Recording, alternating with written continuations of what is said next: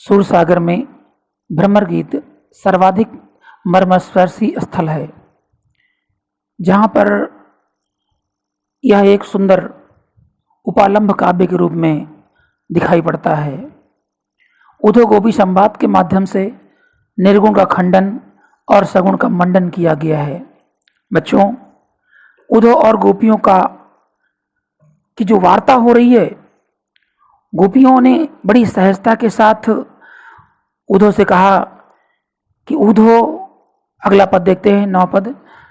उधो जाहु तुम्हें हम जाने, श्याम तुम्हें हाँ को नहीं पठयो, तुम ही बीच भुलाने, ब्रज नारिन सो जोग कहत हो, बात कहत न लजाने, बड़े लोग न विवेक तुम्हारे, ऐसे भय अयाने, हमसो कही सही हम लही हम सही के, जिय गुण लेऊ सयाने, कहाँ अबला कहाँ दशा दिगंबर, मस्त करो पहचाने, साच कहो तुमको अपनी सौ, बूझती बात निदाने, सूर श्याम जब तुम्हें पठायो, तब नए को मुस्काने, उधो जाओ तुम्हें हम जाने, उधो जाओ तुम्हें हम जाने।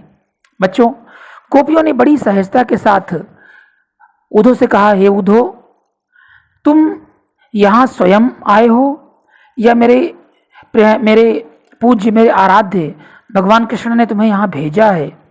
शब्दार्थ देखते हैं। हाँ, यहाँ पठयो भेजा है, लजाने लज्जित होना, अयाने अज्ञानी, सयाने चतुर। संदर्भ लिखेंगे और फिर प्रसंग। यहाँ पर गोपियों ने बड़ी तर्कपूर्ण पद्धति से उधो को पराजित किया है, क्योंकि जो उधो गोपी संवाद चल रहा है, जो वार्ता चलती है, इसीलिए बच्चों मैंने कहा यह एक उपालंब काव्य है, उलाहना का काव्य है। ये पहले भ्रमर गीत के रूप में जाना जा रहा था, लेकिन अधिकतर विद्वानों ने इसे उपालंब काव्य के रूप में भी देखा है। आइए व्याख्या की ओर देखते हैं। उधो जाओ तुम्हें हम जाने, गोपियां कहती हैं, ये उधो संबोधन का चिन्ह रहेगा, हम तुम्हें अच्छी तरह से जानती हैं। क्यों? क्योंकि तुम बातें बनाने में अधिक माहिर प्रतीत होते हो।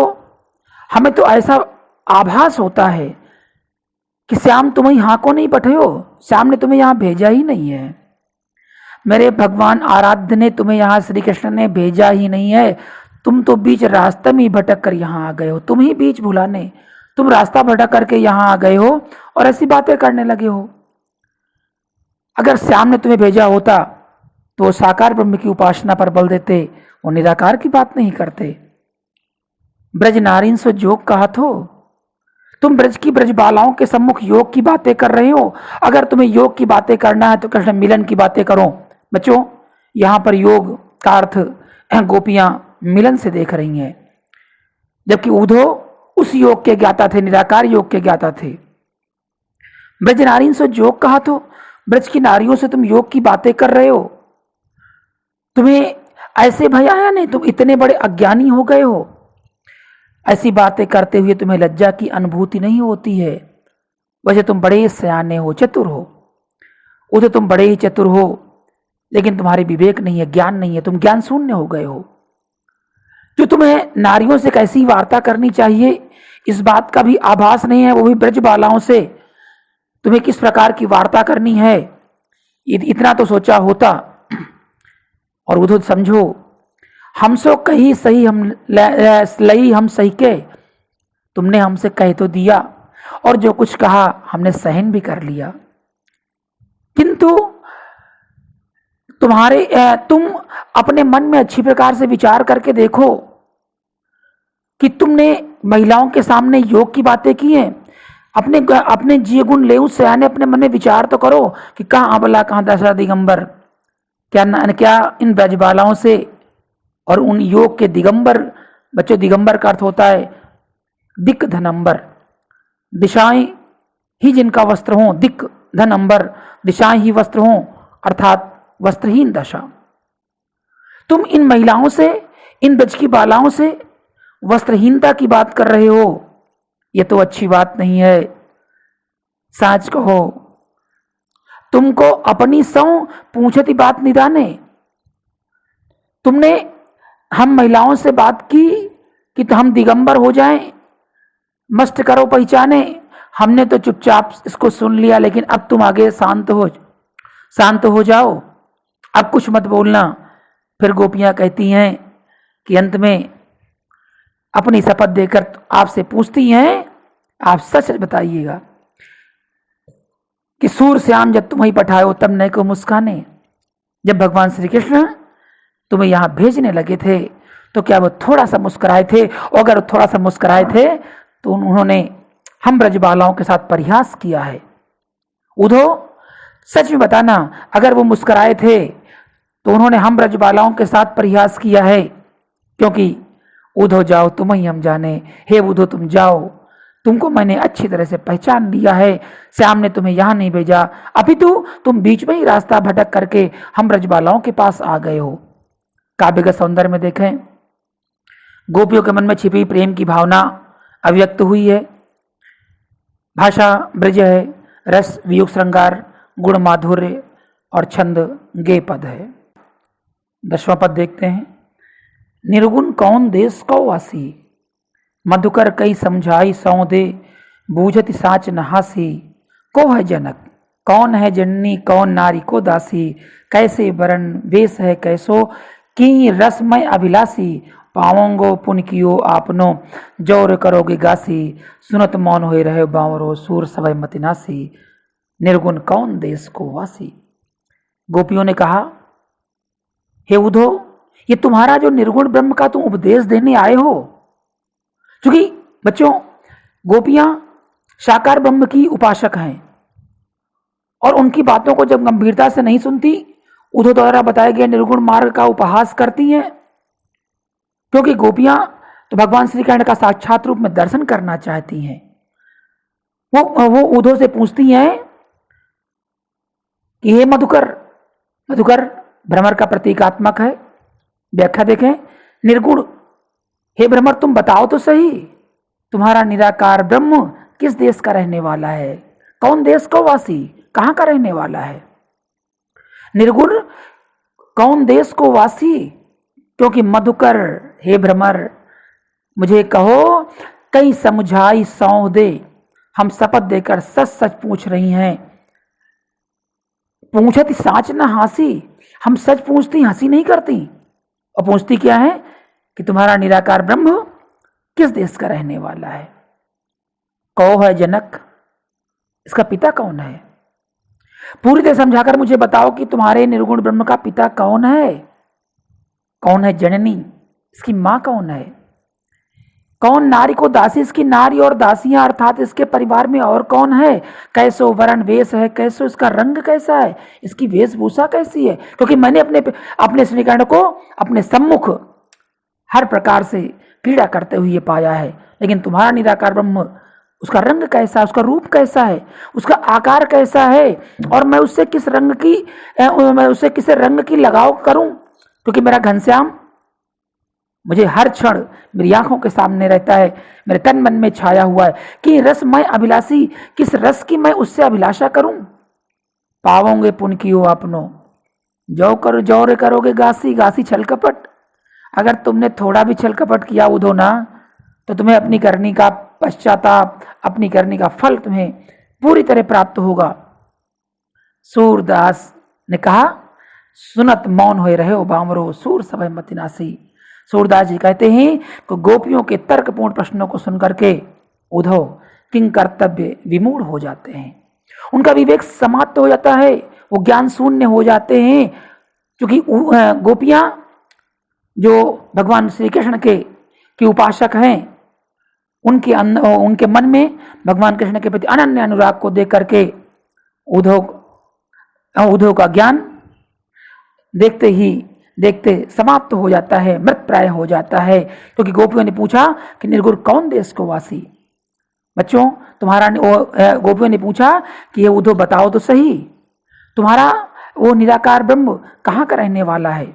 काव्य का सौंदर्य में देखें, अज्ञानियों के तर्क के सामने उद्धव जैसा ज्ञानी व्यक्ति वह विवेक शून्य हो जाता है। यहां पर भ्रमर गीत के माध्यम से उद्धव का परिहास करती हैं या भ्रमर के माध्यम से उद्धव का परिहास करती हैं। सूर की कल्पना शक्ति यहाँ पर स्पष्ट दिखाई पड़ती है। भाषा ब्रज है, रस वियोग रस है, गुण माधुर्य है और अलंकार बच्चों यहाँ पर अन्योक्ति और मानवीकरण है, छंद गे पद है। संदेशो देव की सो कहियो, हो तो धाई तिहारे सुत की, दया करत ही रहियो। यद्यपि टेव तुम जानत उनकी, तो मोय कहियावे। प्रात होत मेरे लाल लड़ते, माखन रोटी भावे। तेल उपटनो और तातो जली, ताई देख भज जाते। जोई जोई मांगा सोई सोई देती, क्रम क्रम करके नाते। सूर पथिक सुनि मोहि रैन दिन, बड़ो राहत और सोच। मेरे अलग लड़े तो मोहन हुई है कर सकोच। संदेशो देव की सो कहियो। इस पद में शब्दार्थ देखते हैं। धाई, धाय माँ जो माँ के समान बच्चों का पाल पोषण करती है। टेव आदत, तातो गर्म, उर हृदय, अलग लड़े तो प्यारे दुलारे भगवान श्री कृष्ण की ओर संकेत करते हुए कहा गया है। इस पद में स्नेह और वात्सल्य की प्रतिमा यशोदा के दुखी मन की पुकार, दुखी हृदय की पुकार की साक्षात अभिव्यक्ति हुई है। उनका पुत्र श्री कृष्ण देवकी के पास मथुरा चला गया, तब वो संदेशवाहक जो उद्धव संदेश लेकर के आए थे उनसे संदेशा भिजवाती हैं कि जाके तुम देवकी से कहना। व्याख्या में देखें, यशोदा उद्धव से कहती हैं, हे उद्धव, संदेशो देवकी सो कहियो। तुम मेरा जाकर के सीधा साधा संदेशा कह देना और कहना क्या कि मैं तो तुम्हारे पुत्र की धाय हूं, पालन पोषण करने वाली हूं। हो तो धाय तिहारे सुत की, दया करत ही रही हो। मुझ पर बस इतनी कृपा करते रहना, इतनी कृपा करेंगी। मैं तो उनके पुत्र की धाय मां हूं, पालन पोषण करने वाली हूं, लेकिन हम पर ये कृपा करते रहेंगी। यद्यपि टेव तुम जानती उनकी, तो मोय कहियावे। यद्यपि आप श्री कृष्ण की संपूर्ण आदतों से परिचित हैं, तथापि मैं कुछ कहना चाहती हूं। क्योंकि माँ का वात्सल्य, माँ का हृदय करुणा से परिपूर्ण है और यशोदा भगवान कृष्ण के जाने से अत्यंत दुखी हैं। वह कहती हैं कि प्रात होत में मेरे लाल लड़ते, माखन रोटी भावे। सवेरा होते ही मेरे लाडले कृष्ण को माखन रोटी बहुत अच्छी लगती है। प्रातः काल का जो कलेवा होता है वो माखन रोटी के रूप में करते हैं, इसलिए इस बात का उन्हें भान होना चाहिए। तेल उपटनो और तातो जल, ताई देख भज जाते। तेल, उपटन, गर्म पानी, तातो जल, गर्म पानी, जैसे ही देखते हैं श्री कृष्ण भाग जाते हैं। और ऐसे नहीं आते, जोई जोई मांगा सोई सोई देती, क्रम क्रम करके नहाते। फिर वो जो जो मांगते हैं, जैसा करते हैं, जो कि बालहट, राजहट और नारीहट ये श्रेष्ठ माने गए संसार में। जो भगवान कृष्ण बाल स्वरूप में मांगते हैं, हट करते हैं, मैं वही आकर के उन्हें प्रदान करती हूँ। इस प्रकार से वे धीरे धीरे स्नान करते हैं, कम कम करके नहाते। यशोदा कहती हैं कि सूर पथिक सुन मोहि रैन दिन, बड़ो राहत उर सोच। यशोदा की मना स्थिति का वर्णन करते हुए सूरदास जी ने कहा कि यशोदा को दिन रात बस एक ही चिंता सताती है कि मेरो अलग लड़ते मोहन हुई है कर सकोच, कि मेरा लाडला कृष्ण वहां संकोच करता होगा। उसकी जो स्वाभाविक प्रक्रियाएं हैं, जो स्वाभाविक आदतें हैं, उनको कर नहीं पा रहा होगा, उनको पूर्ण नहीं कर पा रहा होगा। और आज संदेशो देव की सो कहियो।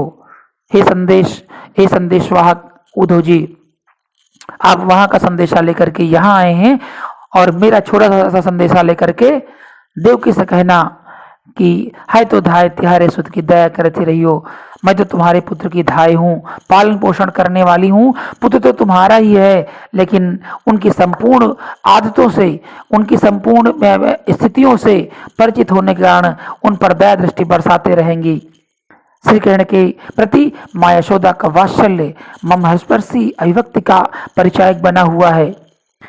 भगवान श्री कृष्ण की बाल प्रगट का बड़ा ही सजीव और भावात्मक चित्रण प्रकट हुआ है।